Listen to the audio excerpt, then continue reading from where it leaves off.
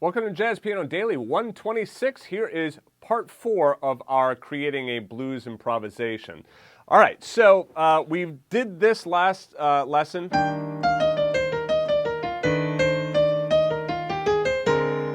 Okay, so we end right here. What I want to show you now is this great lick that works over this turnaround.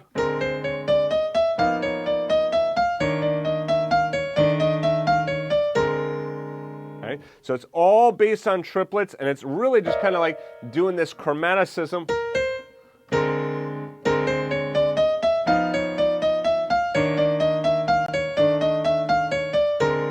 So it's triplet, triplet, triplet, triplet, triplet, triplet.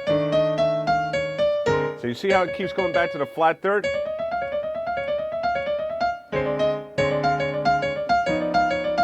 Probably heard that one before, right? So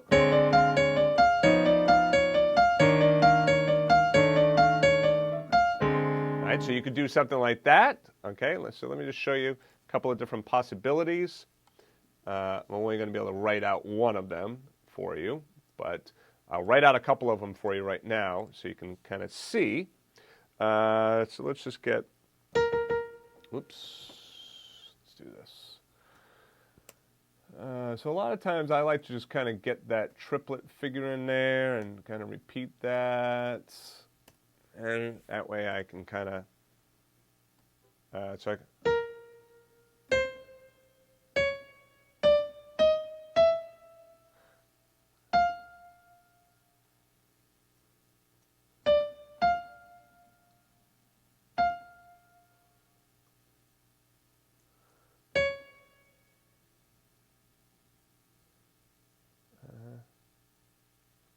see. Yeah, I can do it.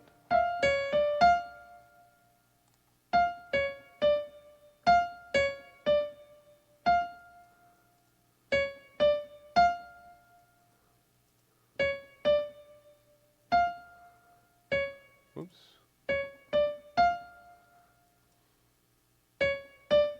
All right, so this creates this pattern right here, right? And it's just really kind of going from the fifth of the B flat to the flat 3 to the natural 3. And that just repeats, repeats, repeats, repeats, repeats. Okay, it's all that's going on there. So now, again, let's utilize the software and just take a listen to it so we can hear what it sounds like. Oh, and let me get these chords together because these chords are all going to be wrong. All right, let's fix this. That enharmonic stuff. All right, here we go.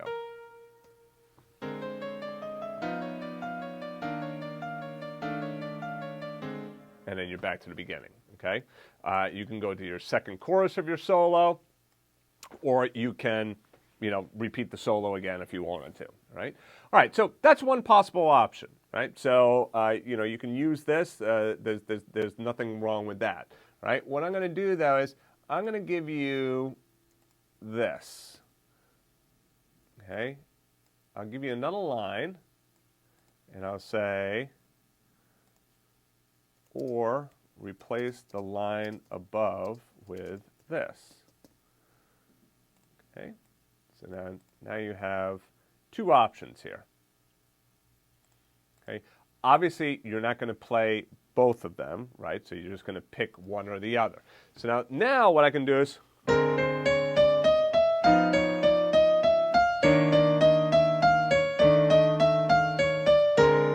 what happens is now I'm creating more chromaticism in there rather than just playing those three notes, which I can. There's nothing wrong with that.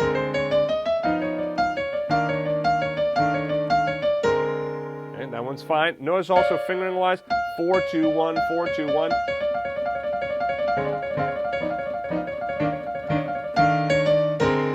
And you can play it faster like that. You could also, if you wanted to,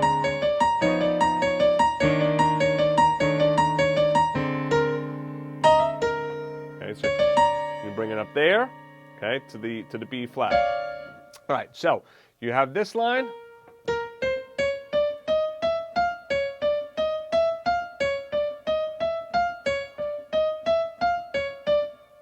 or that line.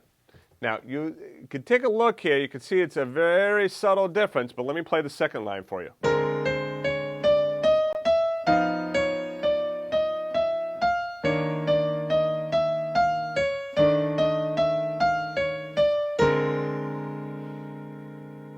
Okay. Now, you'll see also the tension that's being created here.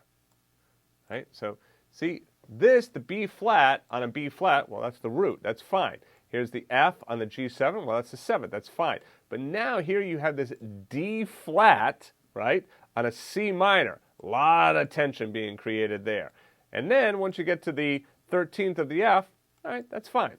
Okay? But this C minor right here creates a lot of tension with that. But it sounds cool because it gets resolved.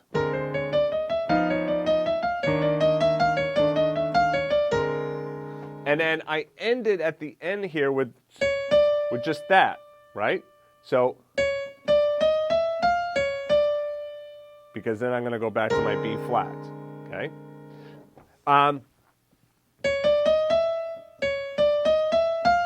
Now, if you wanted a little bit more breathing room, what you could also do is just play this F as a quarter note. So you could do...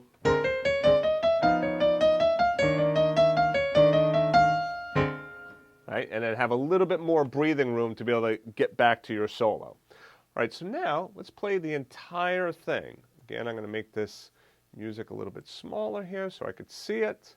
And let's play this along with the iReal Pro track. Okay?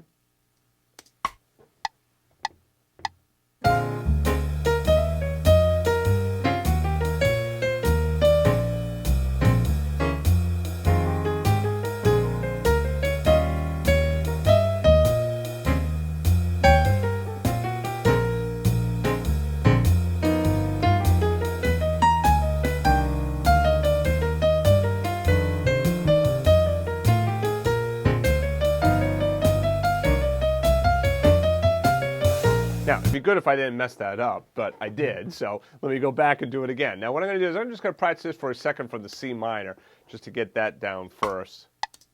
Oops. Let's do that from the C minor. There we go.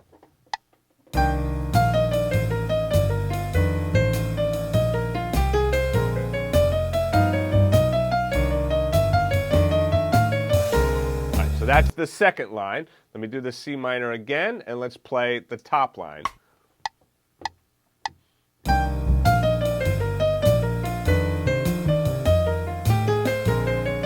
Ah, shoot. That's it. All right. My apologies. Let's do it again.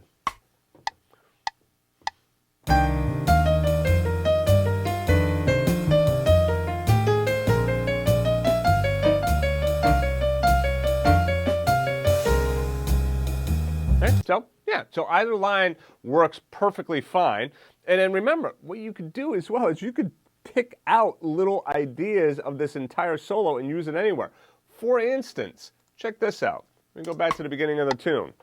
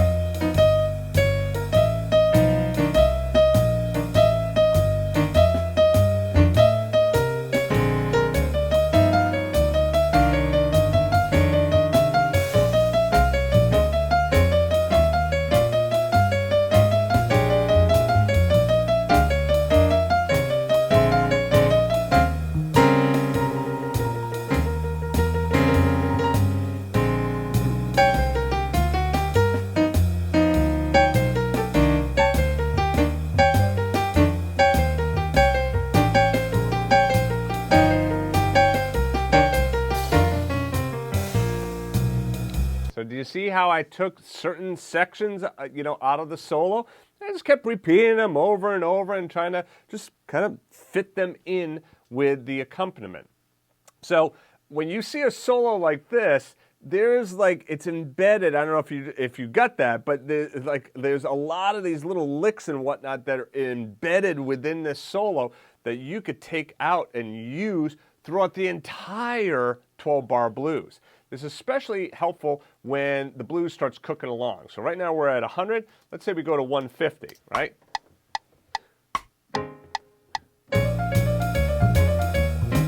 Right? If it's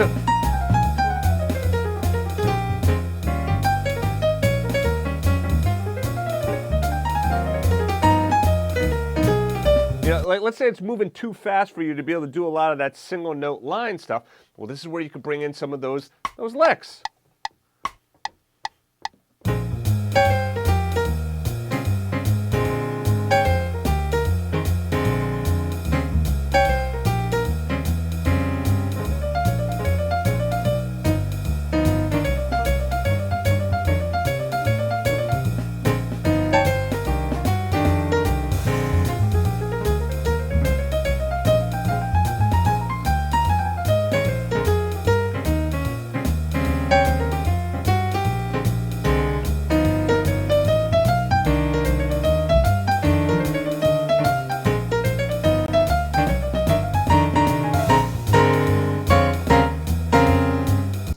So you see, if you learn those licks, or you get them underneath your fingertips, you can bring them in at different tempi, and especially great when the tempo starts to move faster like that, and maybe you can't do all the single note line stuff.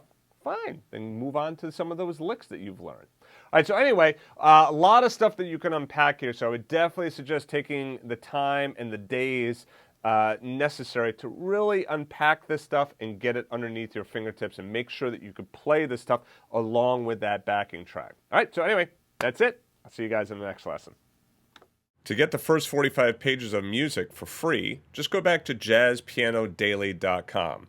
If you liked the video, please be sure to click the like button and also subscribe to the channel and turn on notifications. To watch the rest of the lessons in this series, just click on the playlist to the right of this arrow. Thanks for joining me, and I'll see you in the next video.